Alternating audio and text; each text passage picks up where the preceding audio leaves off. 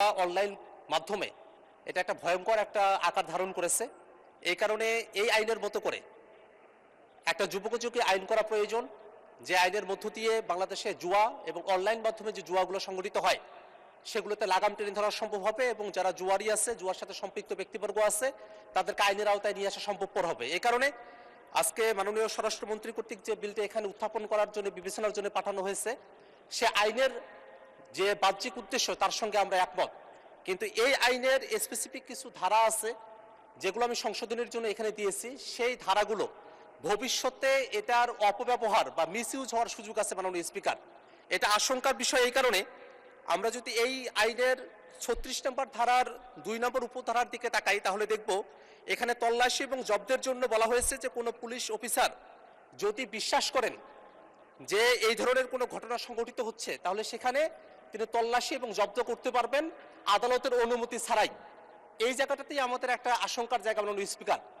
যদি কোনো একটা কর্তৃপক্ষকে আদালতের অনুমতি ছাড়াই এই ধরনের সুযোগ দেওয়া হয়, সরকার হয়তো মিসইউজ করতে চায় না, কিন্তু সেই কর্তৃপক্ষ যদি আইনটাকে মিসইউজ করতে চায়, তাহলে নাগরিকদের যে অধিকার সেটা খর্ব হতে পারে মাননীয় স্পিকার। এই আইনের 37 নম্বর ধারা এবং 38 নম্বর যে ধারা, সেখানে জুয়ার স্থান সিলগালা করা, বন্ধ করা এবং website, app, server, domain, IP address এগুলোকে ব্লক করার কথা বলা হয়েছে মাননীয় স্পিকার।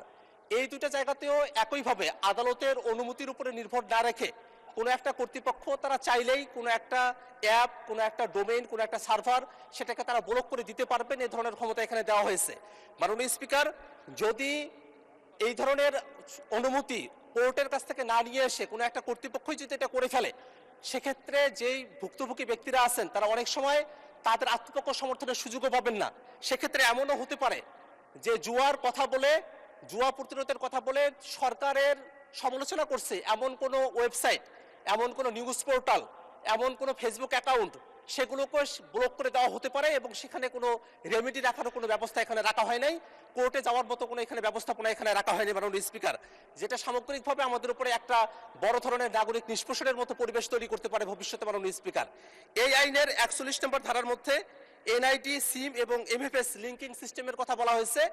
যে লিঙ্কিং সিস্টেমের কথা এখানে বলা হয়েছে মাননীয় স্পিকার, এটা যদি আমরা যে ব্যক্তিগত উপাত্ত সুরক্ষা যে আইনটা আমরা করেছি সেটার সাথে সংযুক্ত রেখে যদি এটা করা হয় সেক্ষেত্রে ঠিক আছে, কিন্তু যদি সিম কার্ড এবং এইখানে এমএফএস লিঙ্কিং এর মতো যে ব্যবস্থাপনার কথা বলা হয়েছে এটা যদি অবারিত করে রাখা হয়, এখন যেভাবে এই আইনের 41 ধারায় অবারিত করা হয়েছে, তাতে করে অনেক সময় নিরপরাধ কোনো ব্যক্তি তাদের এই ব্যক্তিগত তথ্য উপাত্ত যেগুলো আছে সেগুলো হুমকির মুখে পড়তে পারে, সেগুলো যে কোনো সময় যে কোনো জায়গায় প্রকাশিত হয়ে যেতে পারে মাননীয় স্পিকার। এই কারণে মাননীয় স্পিকার, আমরা একটা আশঙ্কার কথা জানি, যখন শেখ হাসিনা সরকার ডিজিটাল সিকিউরিটি অ্যাক্ট এই আইনটা যখন পাশ করেছিল, তারা বলেছিল যে এটা ভালো, যে অনলাইন মাধ্যমে অপরাধগুলো হচ্ছে সেগুলোকে নিরোধ করার জন্য সেই আইনটা করা হয়েছিল, বলা হয়েছিল। কিন্তু পরবর্তীতে দেখা গেল ডিজিটাল সিকিউরিটি অ্যাক্টের মধ্য দিয়ে নিরপরাধ যারা রাজনৈতিকভাবে বিরুদ্ধ মতের ছিল তাদেরকে জেলখানায় নিয়ে যাওয়া হয়েছিল এবং তাদেরকে মাসের পর মাস জেলখানায় তাদেরকে পচিয়ে মারা হয়েছিল। আমরা জানি সে সময়টাতে একজন কিন্তু জেলখানার ভিতরে মারাও গিয়েছিলেন এই ডিজিটাল সিকিউরিটি অ্যাক্টে জেলখানায় যাওয়ার পরে। আমরা এই কারণে সরকারের কাছে আহ্বান জানাবো, জুয়া প্রতিরোধ করার জন্য আমাদের একটা যুগোপযোগী আইন দরকার আছে। এই আইনটাই আমরা করতে পারি, কিন্তু এটা জনমত যাচাইয়ের জন্য প্রেরণ করে যেসব সংশোধনী প্রয়োজন রয়েছে, খুবই মাইনর কিছু সংশোধনী, কিন্তু সেগুলো মানবাধিকারের জন্য খুবই গুরুত্বপূর্ণ, সেগুলোকে যাচাই করে এসে তারপরে এই আইনটি পাশ করা হোক মাননীয় স্পিকার।